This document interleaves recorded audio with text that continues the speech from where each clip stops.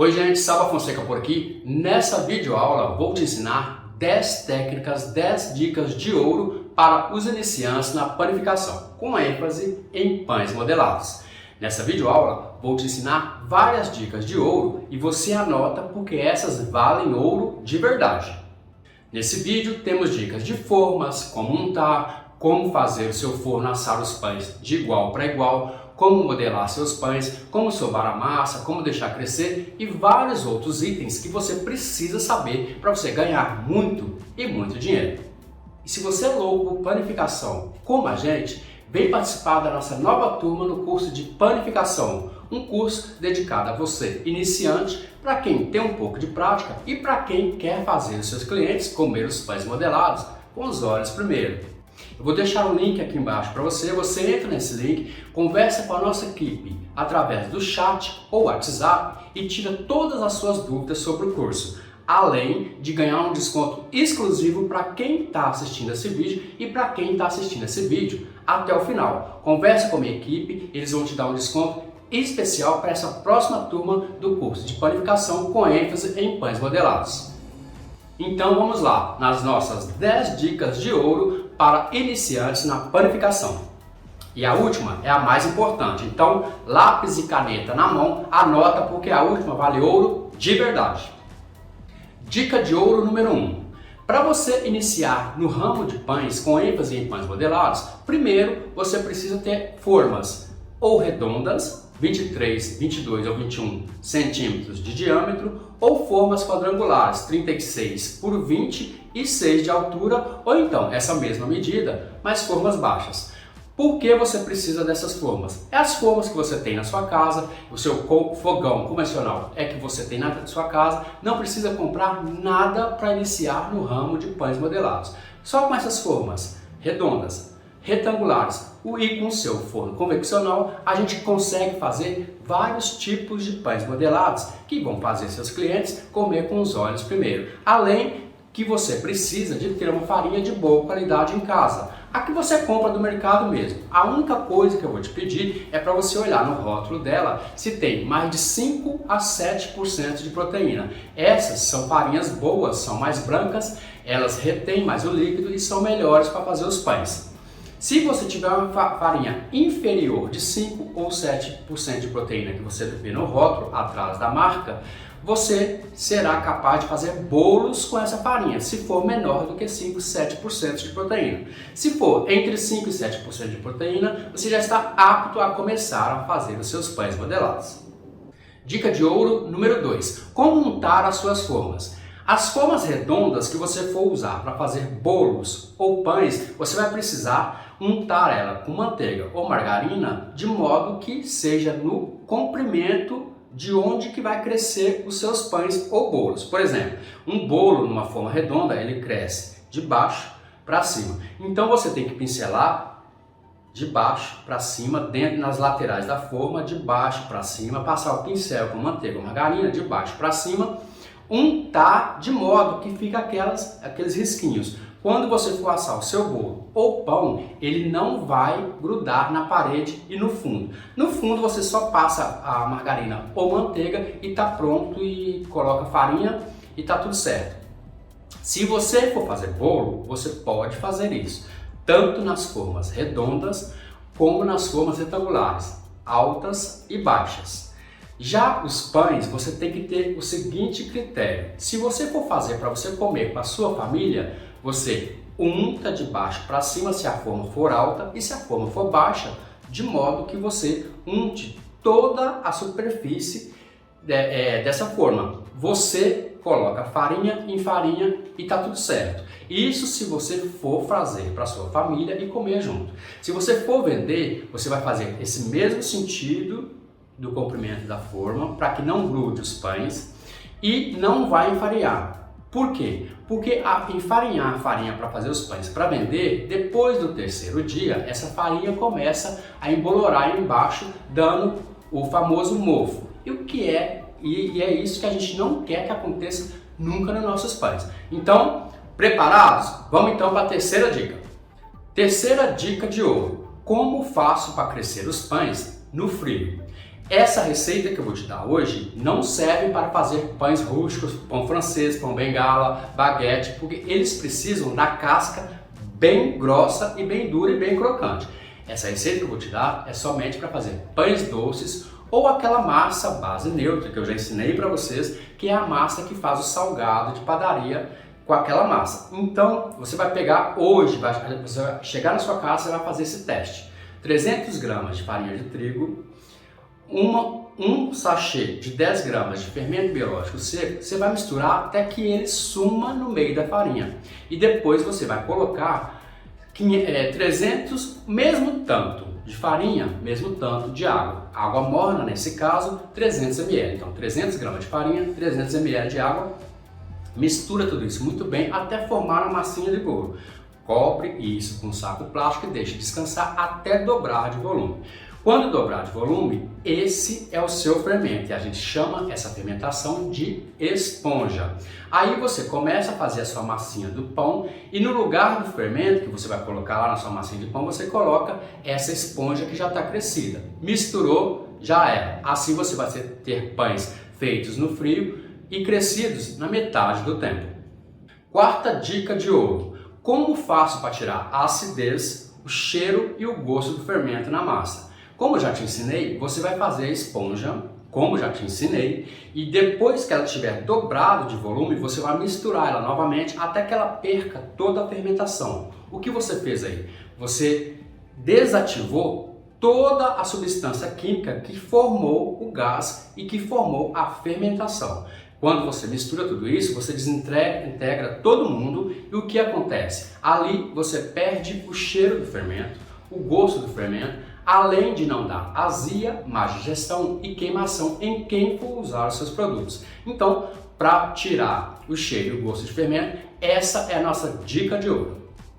Dica de ouro número 5, como deixar seus pães mais macios. Como eu já ensinei para vocês, todo pão que vai 2 ovos inteiros, você tira a clara e deixa somente as gemas. Deixando somente as gemas, esse pão vai ficar mais amarelado e mais macio. Quando você coloca a clara junto com os ovos, você vai fazer o pão ficar macio também, mas ele vai ficar mais estruturado. Igual eu já ensinei para vocês a fazer panetone. Quando eu faço panetone, eu quero a massa bem macia e desfiando. Então eu coloco 3 gemas e um ovo inteiro. 3 gemas para ficar macio e bem amarelada a massa e um ovo inteiro para dar consistência. Então, se você quer seu pão bem macio e bem amarelo, use somente a gema. Dica de ouro número 6. Como sovar a massa. Como já expliquei para vocês aqui no canal, a gente tem vários tipos de sova de massa. Primeiro é a sova onde você vai amassar a massa. Chamamos essa técnica de amaciamento de massa. A segunda técnica é a técnica lava-roupa, que eu já ensinei para vocês. Você coloca a massa aqui e começa a fazer esse movimento. A terceira técnica é a técnica de dobra, que você vira a massa em um envelope e vai deixando descansar entre uma virada e outra cerca de 10 minutos.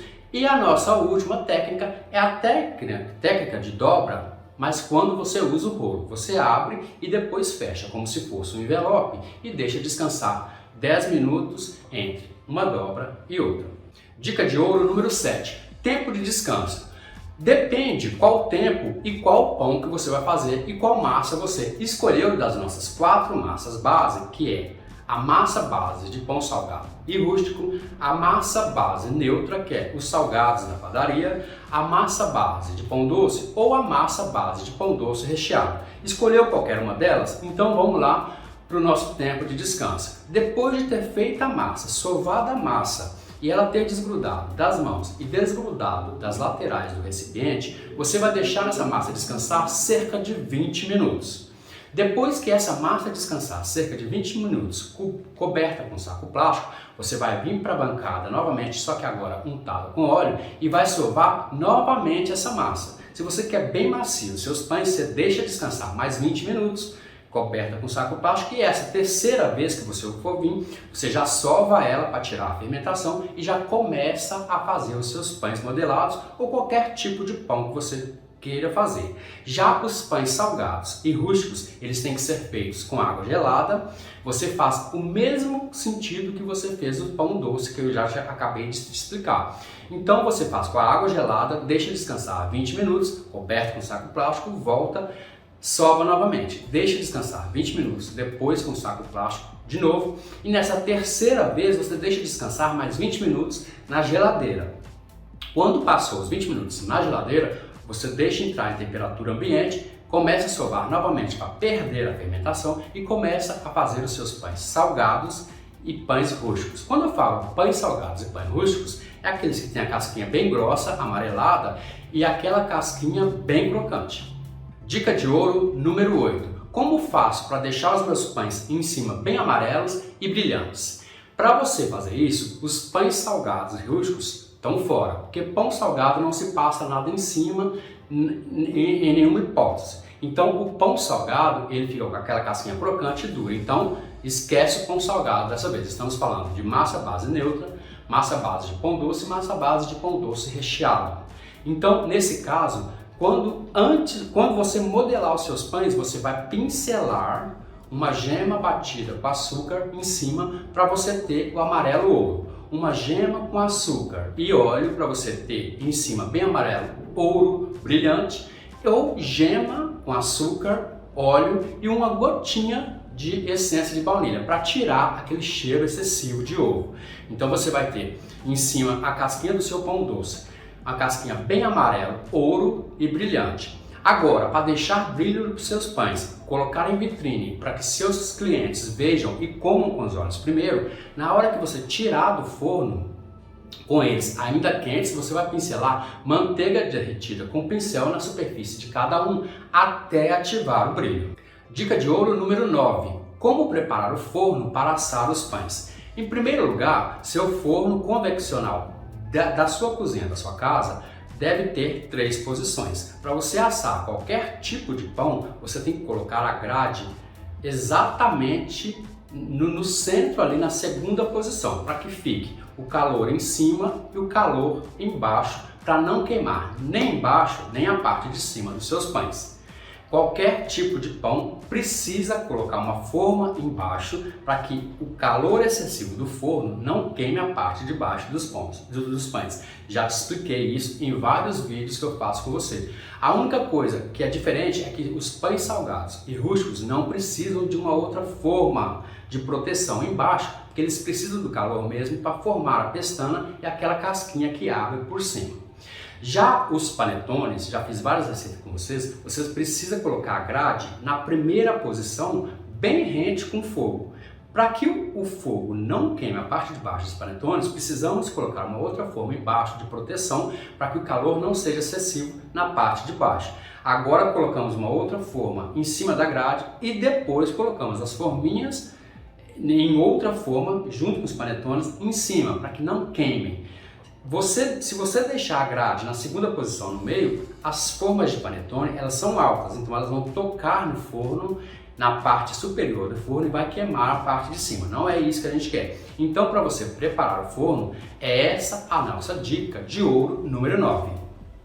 Dica de ouro número 10, lápis e papel na mão, que essa dica é de milhões, essa vale ouro mesmo. Como vender os seus pães, o princípio de tudo, como você começar a fazer os seus pães e vender os seus pães, sejam os pães convencionais ou seja os pães modelados. Primeiro, você precisa fazer para a sua família. A partir daí, se eles começarem a gostar dos seus pães, você vai fazer esses pães e vai começar a chamar as vizinhas para comer os pães na sua casa, ou levar um para a vizinha, levar outro para o outro.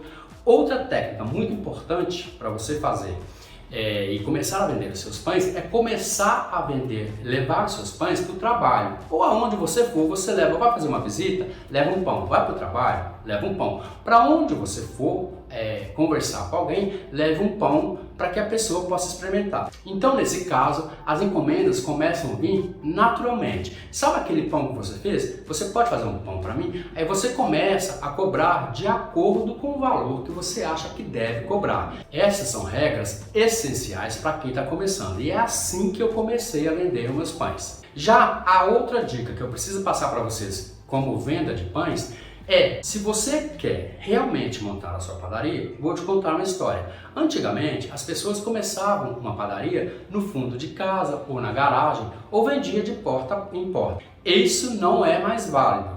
Está totalmente fora de moda. O que mais vale a pena agora para montar a sua padaria ou a sua mini padaria são as famosas parcerias. Vá vendendo seus pães pouco a pouco e o dinheiro que for sobrando, você vai investindo em empresas que já fazem isso há muito tempo. Por exemplo, McDonald's, você conhece? Por exemplo, Coca-Cola, empresas que você sabe que dá muito lucro, que vende muito e que já estão no ramo aí há mais de 10 anos aí. Por exemplo, você investe em uma empresa de panificação muito grande e você todo mês você coloca R$10, R$20 ou R$30 do que você vendeu, do que sobrou, você vai vendo que ao longo do tempo você vai ter um montante muito grande, mas só que esse dinheiro é dinheiro de cafezinho, você esquece lá e não fica olhando para ele, você vai ficar olhando somente a parcela do lucro da empresa está te pagando. Então, com esse lucro que a empresa que é de grande, que você escolheu, está te pagando, você vai juntando e daqui a pouco você monta a sua própria mini padaria ou a sua própria padaria. Porque hoje em dia não dá para você montar uma padaria na rua da sua casa somente com o dinheiro que a gente tem agora. A gente precisa de pelo menos R$900 mil para iniciar uma mini padaria. Como eu não tinha esse dinheiro para montar a nossa padaria, eu fiz o quê? Eu investi em empresas que já trabalhavam no ramo de panificação e eles foram me dando o retorno deles, o retorno de investimento meu. Quanto mais eu colocava dinheiro lá para investir neles, eles me retornavam com o lucro que eles tinham. Era pouquinho? Era, mas com o tempo a gente foi montando uma coisa, compra outra, até chegar ao ponto que a gente está agora. E aí você me pergunta, e como que eu faço isso? Bom, eu comecei investindo em coisas que eu sabia que ia render para minha padaria. Por exemplo, o agronegócio do Brasil, ele nunca vai falir. Por quê? Porque todo mundo precisa comer e todo mundo come as coisas que saem do agronegócio. Não tem como. Então eu fui investindo pouco a pouco até montar isso que você está vendo aqui. Mas isso é assunto para um próximo vídeo. Explico direitinho aos membros do canal, é só você entrar lá que você já fica sabendo de tudo, de como começar a colocar o seu dinheiro, a investir o seu dinheiro nesses pontos, para que você tenha a sua padaria. E outra coisa, o nosso curso de panificação tem uma aula lá somente que fala sobre isso, como investir para você, no determinado tempo, ao longo prazo, você montar a sua padaria. Então, é isso que a gente tinha para falar hoje. E para quem não me conhece, meu nome é Saba Fonseca, professor e instrutor em panificação, confeitaria, cozinha básica industrial há mais de 30 anos. Detentor dos direitos autorais do Padaria do Saba, um canal dedicado à panificação artesanal e à panificação modelada. Vem com a gente transformar suas mãos em mãos de fada e as receitas antigas de pães do caderninho da vovó em objetos de desejo.